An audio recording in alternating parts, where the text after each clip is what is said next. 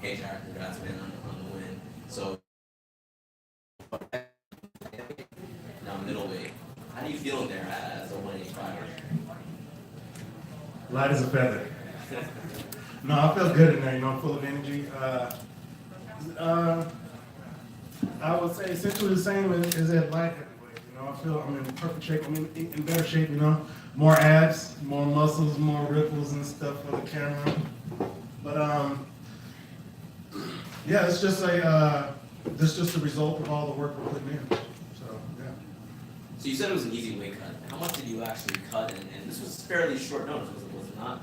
Fairly It was short 2 notice? weeks earlier than my originally scheduled bout.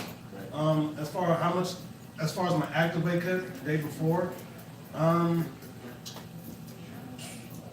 what was it?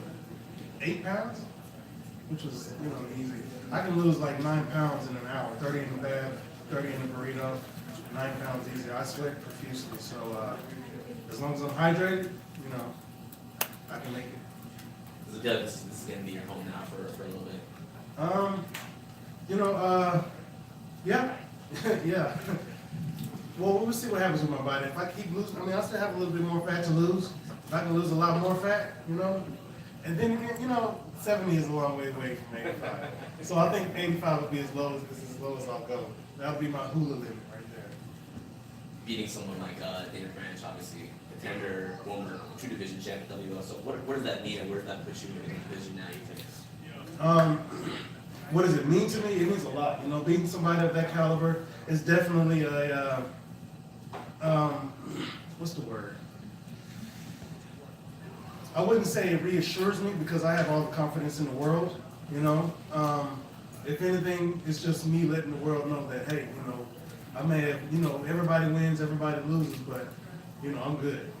So that's pretty much it. Let everybody know that I'm good enough to be in here with the very best in the world. Takedowns were a big part of round one. How did you adjust to that moving into round two, and how did you feel on the bottom in round one? I felt unthreatened at all. As you saw, I didn't spend too much time on the bottom. Only thing people can do if they're on top of me is hold me down. Because as soon as they try to gain leverage to land some shots, I'm getting up. I train with the best gym in the world, and they know that I'm a predominant striker. So they're going to close up all the holes in my game, which is essentially grappling, wrestling, which is what people think is a hole in my game. But maybe it's me playing possum. Who knows? But I got up. He can take me down, but I'm gonna get up. And if I can't get up, you ain't gonna be able to hit me. So again, I've said this before in other interviews. If I can take it down, I'm gonna get up. If I end up on top, fight's over, as you saw. What do you think is next for you moving forward? Do you want to call out anybody or whatever Dana gives you? What's next for me is I'm gonna go home. I'm gonna kiss my wife, hug my kids. I'm gonna go back to the gym Monday and get right back to work, getting better. That's the only thing. That's the only thing that concerns me. Is getting better. I'm not gonna sit here and say that I'm the best, but I will say that I am continuing to get better. And as far as who is next for me, again, I don't get paid to make matches.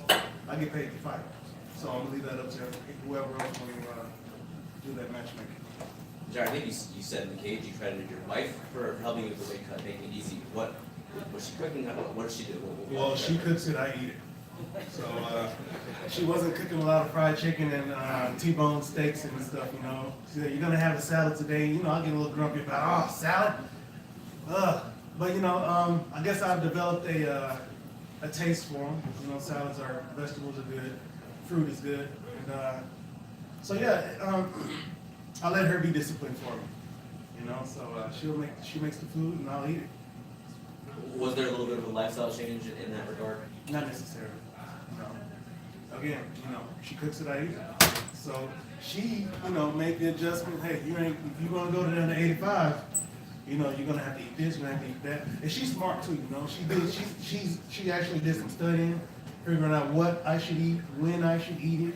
I went to the PI. They gave us a good plan on when to eat certain foods that would help my body adjust and burn more fat and be more effective, have more energy and not get drained from trying to lose weight and stuff. So I feel great. I feel great throughout the entire camp. You know, I don't feel weak at all. I'm as strong as ever. I'm as fit as ever. So yeah. Hey, does coming down from the higher weights give you extra confidence when you come into the fight at this weight? No, man. A middleweight is only a light heavyweight who's very disciplined. You know, they just cut my weight, I feel. Branch definitely felt strong in there. You know, he had a good clamp on him. Had a good clamp, especially when he locked his hands. But there is, you know, the advantage of them not being, you know, 20 pounds heavier on fight night. And of course, Branch had a reach advantage. He had like a half-inch or inch reach advantage. You know, he's a little bit taller, but most of the other guys at middleweight aren't 6'4" and 80-inch reaches and stuff. So that's, you know, for future fights, that's an advantage I definitely will take. That's something I definitely will take advantage of, is not having that size disadvantage. In terms of what's up next for you, dream scenario, what would you like 2019 to look like for you? Wins. Getting better, okay? And that's going to translate into wins and $1 million contract, maybe $1 million sponsorship, you know? Everybody's getting Popeyes and Carl's Jr.'s, which really isn't conducive to fighting. So, I don't know, man. So if there's any high-profile sponsors that want, you know, ripped abs on their billboards and stuff like that, you know, hit me up. You know, I'm at the Killer Gorilla MMA on Instagram and Twitter, so hit me up. Can I ask you, I overheard before you came on stage speaking to Mr. Henderson, black and white socks and that energy, can I ask what that's about? Well, it's a, as far as black and white socks, it's different. It was about, it's about energy, vibration, sending and receiving energy, which is essentially what martial arts is. My opponent gives his energy and he receives it. I do the same thing. It's a very deep, comedic, ancient Egyptian, ancient African sciences and stuff. A lot of people don't know anything about. So, that's essentially where, you know, I've been changed my spiritual system. You know, I've gotten back to my roots. You know, where I've come from, where my ancestors come from. And again, I think those two gentlemen in the cage, those two names that I dropped in the cage, Jamal Milton and Young Pharaoh, those two have really opened my eyes to certain truths that aren't being taught, especially here in the Western world. So, you know, I'm taking all this information, all this energy, and ingraining it into myself, and I'm using it, you know. And as you guys saw, I received his energy, I gave my energy, you know, we did the dance, and thank goodness I came out victorious. And hopefully it was enough to receive a bonus. Are you serious? Give me that. Hang on, here we go. Boom. So yes, oh yes. Question. Real quick, I don't know if you know, when you enter the cage, you were mimicking? No, I wasn't insulting mimicking. him? I wasn't insulting, I wasn't mimicking. When a dog walks down the street and he smells another dog that's pissed right here in his territory. So when I love Israel, I'm a huge fan of his, okay? No insult, no disrespect, okay? But when he walks in the cage, that's his thing. That's his cage. When I walk into the cage, the octagon, that's my octagon. So I'm going to mark my territory and make my presence known. So whoever else walks in there, they can get a whiff of that well-hydrated piss, and they'll know that the Killer Gorilla has been here. So it's not a mimic. I don't mimic anybody. I do what I do. This is me. That's all me. That's real. I ain't playing no games. I'm not trying to disrespect anybody. You know what I'm saying? It was just, that's what dogs do. That might be a call out of outside. No, I wasn't calling them out. That's what dogs, if people know how dogs act, then they wouldn't, you know, read too much into it. But people don't, people like to, you know, put their little things into it, you know. I respect them, you know. If we end up fighting, we'll end up fighting. It's just another person who I'm going to be fighting. You know, like I always say, anybody, anytime, anywhere. And I'm going to prepare the best I can for whoever. For everybody, as a matter of fact. For the very best, that's who I prepare for. And the very best and the very worst is myself. So I'm here to be better than myself, not be better than anybody else. I'm trying to be better than the person I was yesterday. So everybody else, you know, get behind me. You know, the most important thing is about me. Hey Jared, you were leaving the cage and it looked like Dana grabbed you and he had a conversation with you. Like, what was going on, man? Is this something you can talk about? It seemed like he was having a pretty long conversation there. Yeah, he was,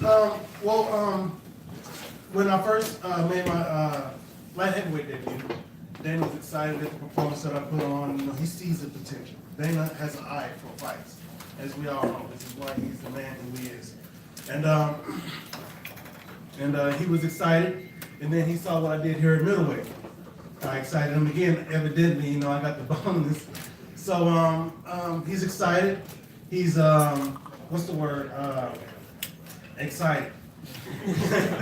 But you know, Sky, he understands sky's the limit, especially with my striking. You know, he was saying that if this kid can get some wrestling defense, you know, sky's the limit.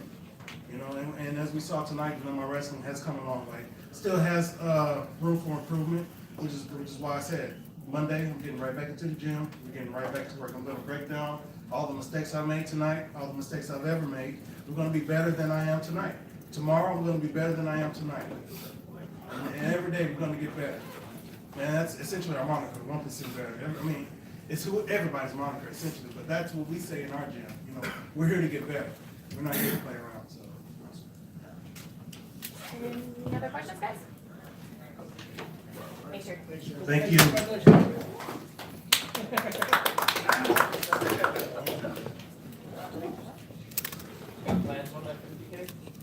Play some bills. I got, never mind.